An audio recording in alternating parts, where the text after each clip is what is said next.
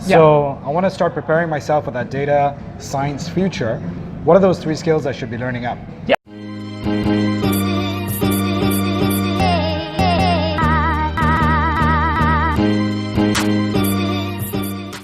I believe there are 3 skills that every employee of every company needs to know about analytics. And this is every employee from the lowest level to the highest level, every single person. Number 1 will be some basic statistics. Statistics is the language of analytics and data science, and people need to understand what is the average, nobody liked at school. Well, at least I hated statistics at school. But yeah, absolutely, it's critical, right? So this is the language of analytics, and people will have to understand it. Okay, but let me understand a bit more statistics. Like, what kind of statistics? Because they're very simple, very simple statistics. You don't need to be an Einstein. Okay. You need to understand what is a standard deviation. Yeah. I'm pretending that I do, so carry on. Yes, of course I know. Yes. And the mode, the average, these kind of basic concepts, right? Okay. And that's just something you can get. Tons of courses online. There are tons of courses that you can get online. Look for statistics. Okay, so that's 1, statistics. 2. Number 2 is data visualization, right? Right.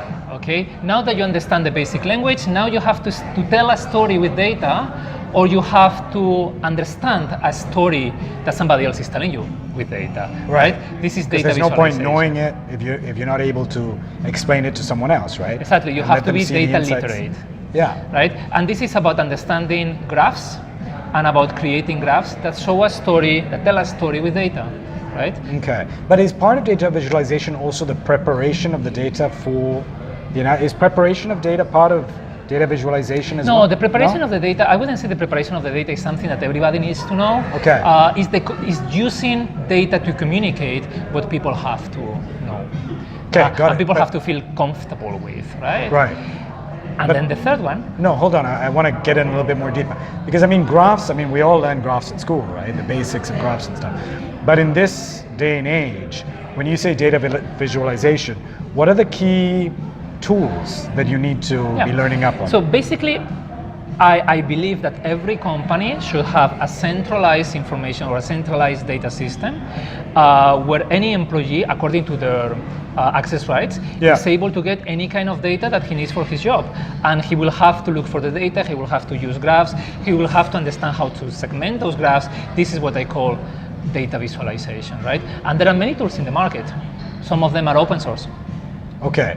But to get the fundamentals, again, an online course on data visualization. There are many courses. That's a field of itself. Yeah. Okay, great. That was the second one. And the third one? The third one is data experimentation, right? Data experimentation. Yeah. Okay. Data experimentation is how you make decisions with data. And you're not going to make them in a theoretical way, right? Or you're not going to use a gut feeling. For example, if you have to decide whether a button in your website is going to be red, gray, green, or whatever color, what you are going to do is you are going to run an experiment. You're going to test it, and then you are going to test it, and you are going to understand which one of the possibilities is the best. So this is what we call A/B testing, because there are 2 options, A or B, or data experimentation. This is very, very important. Absolutely. This is a huge part of marketing, digital marketing, at least on that final bit. And is this also where the creativity comes in? Knowing a little bit of kind of what, having a little bit of a sense of you have to understand what you have to experiment with, right? You have to understand what makes business sense. Yeah. And businesses is very, very important. Usually, the aspect that differentiates a good data scientist from an average data scientist is the business sense, right? Right. Because this is not about being locked in a lab and making numbers that don't have any application to the real world. This is about solving real business problems with numbers. It's not about the math. It's about the solutions you find through math. And I think it's very interesting to say also knowing what to test. I remember some experiences with digital marketing teams and stuff like that. I always stress on only testing kind of things that we can actually change. Because sometimes you just get into this mode, let's just test it for the sake of it. But then no matter what result we find out, we are for the foreseeable future unable to change that. Either because the product's already fixed and we can't do it, So it's also knowing what to test, right? And making sure that it's relevant, it is actionable. This right? is very Yeah. important because a data scientist that is not so good will not understand what things can be changed and what things cannot be changed. Will not understand what insights are relevant and what insights are irrelevant, right?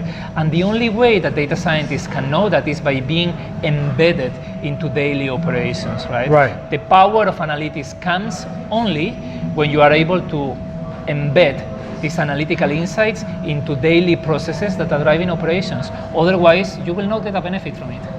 Right, okay, great. So those are the 3 key skills to start kind of preparing for data science. Help me understand what data science is and how it relates to AI, machine learning. What is data science?